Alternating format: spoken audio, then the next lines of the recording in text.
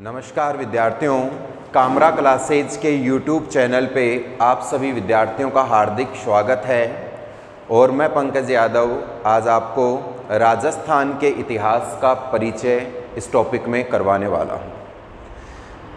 तो प्यारे विद्यार्थियों, बात करते हैं अपन राजस्थान के इतिहास की। तो राजस्थान का जो इतिहास है ये सबसे पहले कर्नल जेम्स टोड के द्वारा लिखा गया था। राजस्थान का जो इतिहास है वो सबसे पहले कर्नल जेम्स टोड के द्वारा लिखा गया था। इस वजह से कर्नल जेम्स टोड को राजस्थान के इतिहास का पिता कहा जाता है। तो राजस्थान के इतिहास का पिता कौन है विद्यार्थियों? कर्नल जेम्स टोड, क्योंकि इन्होंने ही सबसे पहले राजस्थान का इतिहास लिखा था, इसलिए इन्हें राजस्थान के इतिहास का पिता कहा जाता है। विद्यार्थियों, बात करूं मैं कर्नल जेम्स टोड की, तो कर्नल जेम्स टोड को इतिहास में घोड़े वाले बाबा, उपनाम है इनका इतिहास में घोड़े वाले बाबा। इन्हें इतिहास में घोड़े वाले बाबा के नाम से भी जाना जाता है। कर्नल जेम्स टोड को घोड़े वाले बाबा के नाम से जाना जाता है। बात करूं मैं इनके जन्म की, तो कर्नल जेम्स टोड का जो जन्म हुआ था विद्यार्थियों, वो हुआ था 20 मार्च 1782 ईस्वी को। 20 मार्च 1782 ईस्वी को कर्नल जेम्स टोड का जन्म हुआ था विद्यार्थियों इंग्लैंड में। इंग्लैंड में इनका जन्म हुआ था और मृत्यु इनकी 1835 ईस्वी में। मृत्यु जो हुई थी कर्नल जेम्स टोड की, वो हुई थी 1835 ईस्वी में। इंग्लैंड में ही इनकी मृत्यु हुई थी।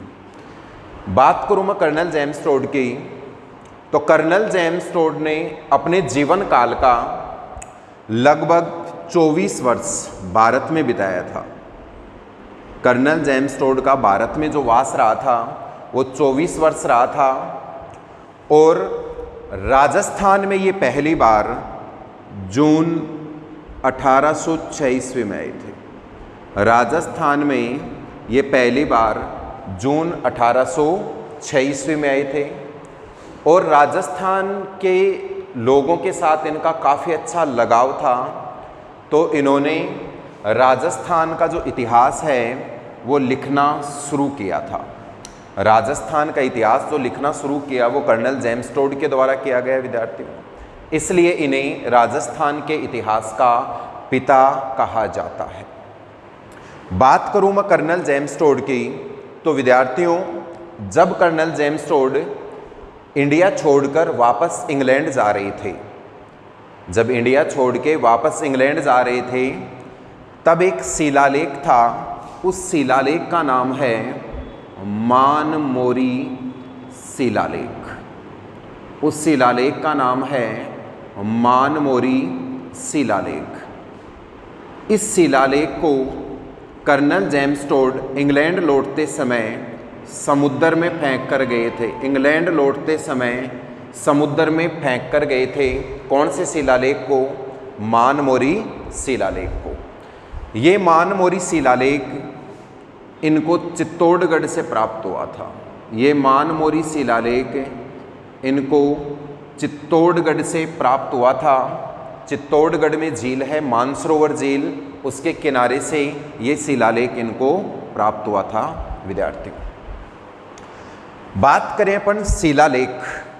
शिलालेख क्या होता है? शिला का मतलब होता है पत्थर या चट्टान।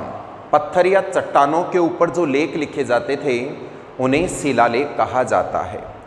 और विद्यार्थियों इन शिलालेखों का अध्ययन एपिग्राफी कहलाता है। शिलालेखों का अध्ययन एपिग्राफी कहलाता है। शिलालेखों का अध्ययन क्या कहलाता है विद्यार्थियों? एपिग्राफी कहलाता है। जबकि सिक्कों का अध्ययन, जबकि विद्यार्थियों सिक्कों का अध्ययन न्यूमिस्मेटिक्स कहलाता है। न्यूमिस्मेटिक्स, सिक्कों का अध्ययन न्यूमिस्मेटिक्स कहलाता है, जबकि शिलालेखों का अध्ययन एपिग्राफी कहलाता है। चलिए विद्यार्थियों, बात करते हैं अपन राजस्थान के इतिहास के पिता हैं colonel James Tod. Colonel James Tod ने ही विद्यार्थियों सबसे पहले राजस्थान शब्द का प्रयोग किया था।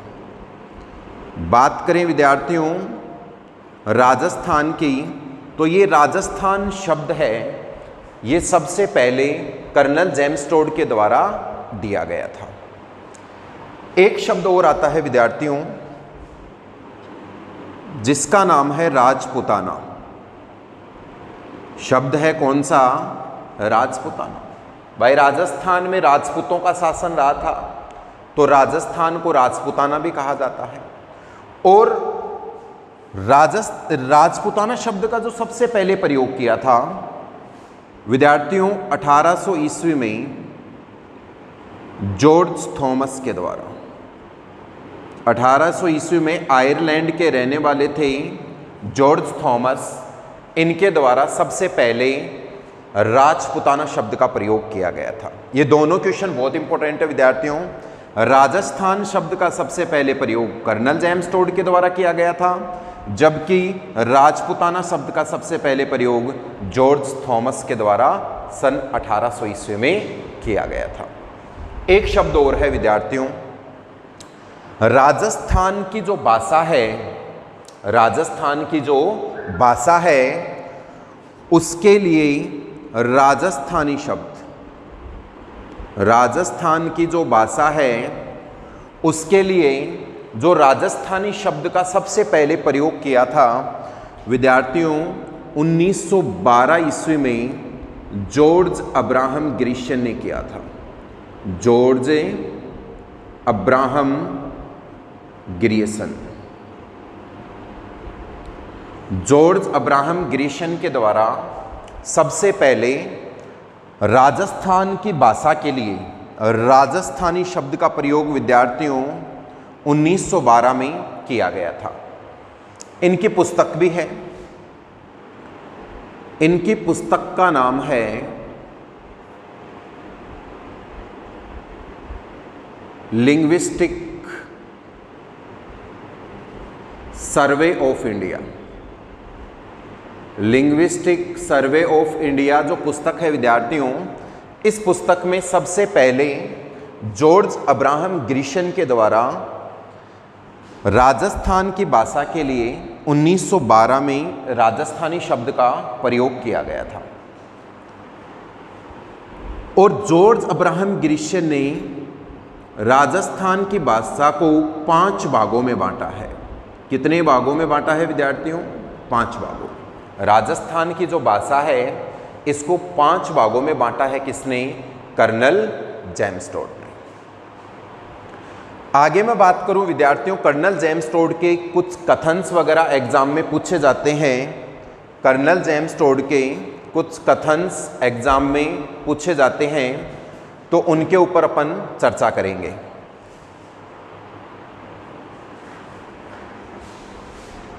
विद्यार्थियों, कर्नल जेम्स टोड के जो कथन हैं ये बहुत सारे पेपर्स में पूछे जाते हैं। मैं कुछ इंपॉर्टेंट्स कथन्स जो बार बार एग्जाम्स में रिपीट होते हैं उन पे मैं चर्चा करने वाला हूँ।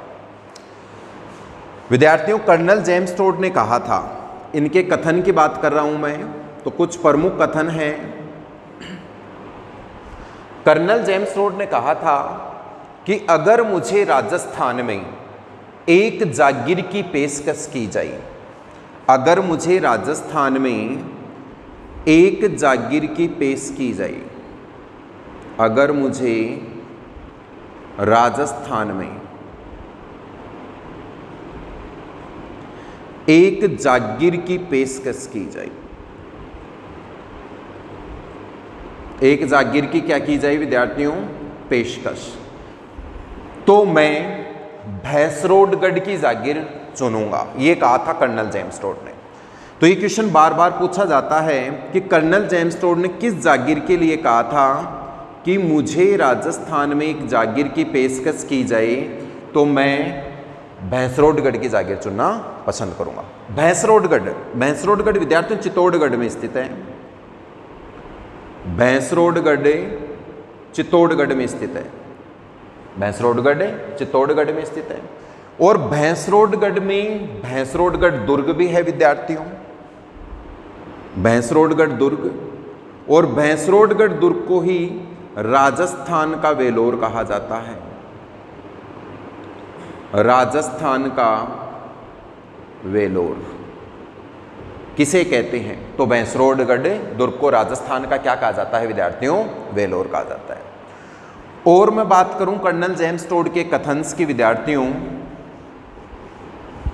तो कर्नल जेम्स टोड ने कहा था मुगल बादशाह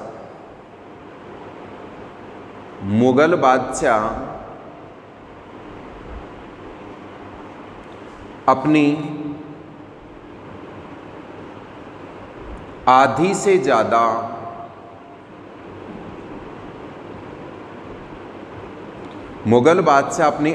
ज्यादा विजयों के लिए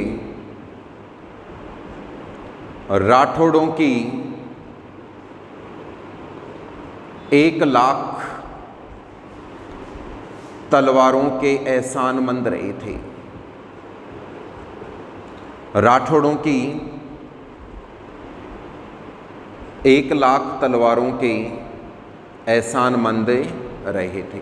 ये कथन भी विद्यार्थियों कर्नल जेम्स टोड का है। कर्नल जेम्स टोड ने यहाँ पे राठौड़ों की तारीफ की है विद्यार्थियों और कहा है कि मुगल बादशाह अपनी आधी से ज़्यादा विजयों के लिए राठौड़ों की 1,00,000 तलवारों के एहसानमंद रहे थे। इसके अलावा कर्नल जेम्स टोड के द्वारा विद्यार्थियों हल्दीघाटी का जो युद्ध है, हल्दीघाटी का युद्ध विद्यार्थियों, हल्दीघाटी का जो युद्ध है ये 18 जून 1576 ईस्वी को लड़ा गया था। बेसिक अगर इसकी बात करें तो ये युद्ध 18 जून 1576 ईस्वी को लड़ा गया था, जबकि प्रसिद्ध इतिहासकार डॉक्टर गोपीनाथ शर्मा इस युद्ध की जो डेट बताते हैं वो 21 जून भी बताते हैं विद्यार्थियों। तो कभी भी एग्जाम में अगर गोपीनाथ शर्मा के अनुसार पूछे तो 21 जून करके आना है, बाकी 18 जून 1576 ईस्वी को लड़ा गया। एक तरफ इस युद्ध में महाराणा प्रताप थे और सामने अकबर की सेना थी। एक तरफ इस युद्ध में महाराणा प्रताप थे विद्यार्थियों और सामने थी अकबर की सेना। अकबर की सेना और अकबर की सेना का नेतृत्व मानसिंह, आमेर के मानसिंह फर्स्ट कर रहे थे। आमेर के मानसिंह फर्स्ट इस युद्ध में अकबर की सेना का क्या कर रहे थे विद्यार्थियों? नेतृत्व। कर्नल जेम्स टोड ने क्या कहा इस युद्ध को विद्यार्थियों? कर्नल जेम्स टोड ने इस युद्ध को मेवाड़ की थर्मोपोली कहा था। मेवाड़ की थर्मोपोली। विद्यार्थियों बेसिकली तो अपन थर्मोपोली पढ़ ही लेते हैं कि थर्मोपोली किस युद्ध को कहा जाता है। तो मेवाड़ की थर्मोपोली हल्दीघाटी के युद्ध को कहा जाता है। और कर्नल जेम्स टोड ने हल्दीघाटी युद्ध की तुलना विद्यार्थियों यूनान में लड़ा गया था थर्मोपोली का युद्ध। थर्मोपोली का युद्ध ये यूनान में लड़ा गया था विद्यार्थियों। तो जो घटनाएं थर्मोपोली के युद्ध में हुई थी वैसी की वैसी घटनाएं हुई थी हल्दीघाटी के युद्ध में। जैसे बात करूं मैं इस युद्ध की, तो इस युद्ध में महाराणा प्रताप की सेना में विद्यार्थियों 20,000 सैनिक थे श्यामल दास के अनुसार, जबकि अकबर की सेना में श्यामल दास ने 80,000 सैनिक बताए हैं। वैसे ही थर्मोपोली के जो युद्ध हुआ था वो विद्यार्थियों यूनान में लड़ा गया था। लियोनिडास और जेरेक्स के बीच में। लियोनिडास और जेरेक्स। इस युद्ध में लियोनिडास के पास विद्यार्थियों 300 सैनिक थे मात्र, जबकि जेरेक्स के पास लगभग 10,000 की सेना थी। वही सेम कंडीशन दोनों युद्धों में। यहाँ पर इसके 300 सैनिकों ने वीरतापूर्वक युद्ध किया था 10,000 सैनिकों से, और यहाँ पर महाराणा प्रताप के रणबांकुरे 20,000 सैनिकों ने अकबर के 80,000 सैनिकों से युद्ध किया था विद्यार्थी। इस वजह से कर्नल जेम्स टोड जब इन युद्ध हल्दी घाटी के युद्ध का अध्ययन कर रहा था, तब उसने कहा था कि ये युद्ध तो मुझे थर्मोपोली के युद्ध की याद दिलाता है, और इसे कौन से युद्ध की संज्ञा दी थी विद्यार्थियों? मेवाड़ की थर्मोपोली की संज्ञा दी थी। इसके अलावा विद्यार्थियों एक युद्ध और लड़ा गया जिसका नाम था दिवेर का युद्ध। एक युद्ध और लड़ा गया। हल्दी घाटी भी राज संबंध में स्थित है विद्यार्थियों, दिवेर भी राज संबंध में स्थित है। युद्ध का नाम है दिवेर का युद्ध। दिवेर भी राज संबंध में है, हल्दी घाटी भी राज संबंध में है विद्यार्थियों। दिवेर का युद्ध विद्यार्थियों 1582 ईस्वी में विजयादशमी के दिन लड़ा गया था। वही एक तरफ महाराणा प्रताप थे, सामने अकबर की सेना थी जिसका नेतृत्व सुल्तान खां कर रहा था विद्यार्थियों। और विद्यार्थियों इस युद्ध में महाराणा प्रताप की विजय हुई थी। इस युद्ध में महाराणा प्रताप की विजय हुई थी। इस वजह से कर्नल जेम्स टोड ने इसे मेवाड़ का मैराथन कहा है। मेवाड़ का मैराथन किस युद्ध को कहा जाता है? तो विद्यार्थियों दिवेर के युद्ध को मेवाड़ का मैराथन कहा जाता है। जैसे थर्मोपोली का मैदान था यूनान में, वैसे ही यूनान में मैराथन का मैदान था, और यहाँ पे युद्ध लड़ा गया था विद्यार्थियों मैराथन का युद्ध। यहाँ पे युद्ध लड़ा गया था मैराथन का, और कर्नल जेम्स टोड ने इस मैराथन के युद्ध की तुलना की है दिवेर के युद्ध से, क्योंकि यूनान के शासकों ने इस युद्ध में अपनी खोई हुई प्रतिष्ठा को प्राप्त किया था, और दिवेर के युद्ध में महाराणा प्रताप ने अपनी खोई हुई प्रतिष्ठा को वापस से प्राप्त किया था। इस वजह से कर्नल जेम्स टोड ने दिवेर के युद्ध को विद्यार्थियों मेवाड़ का मैराथन कहा है। तो मेवाड़ का मैराथन किस युद्ध को कहा जाता है? तो विद्यार्थियों दिवेर के युद्ध को मेवाड़ का मैराथन कहा जाता है। आगे बात करते हैं विद्यार्थियों कर्नल जेम्स टोड की पुस्तकों की, कि कर्नल जेम्स टोड के द्वारा कौन कौन सी पुस्तकें लिखी गई थी। तो विद्यार्थियों इनकी पुस्तकों की बात करते हैं। पुस्तक इन्होंने 2 पुस्तक लिखी थी मेनली। एक लिखी थी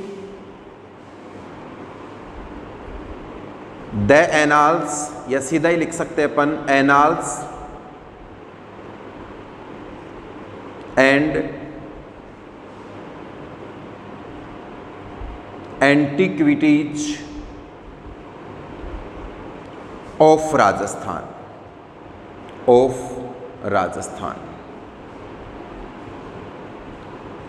तो विद्यार्थियों एग्जाम में सीधा क्वेश्चन पूछ लेता है Annals and Antiquities of Rajasthan के लेखक कौन हैं?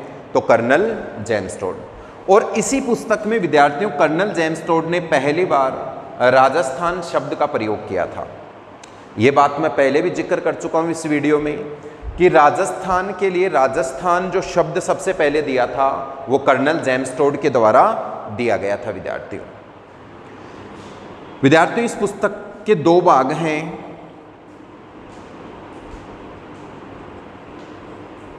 इसका जो प्रथम भाग है ये 1829 में प्रकाशित हुआ था विद्यार्थियों। इसका प्रथम भाग 1829 में और सेकंड भाग 1832 ईस्वी में प्रकाशित हुआ था। जबकि कर्नल जेम्स टोड की जो दूसरी पुस्तक है विद्यार्थियों उसका नाम है ट्रेवल्स इन वेस्टर्न इंडिया। ये कर्नल जेम्स टोड की विद्यार्थियों दूसरी पुस्तक है, और इस पुस्तक का प्रकाशन 1839 ईस्वी में इनकी मृत्यु के बाद इनकी पत्नी जूलिया कल्टरबर्ग के द्वारा किया गया था।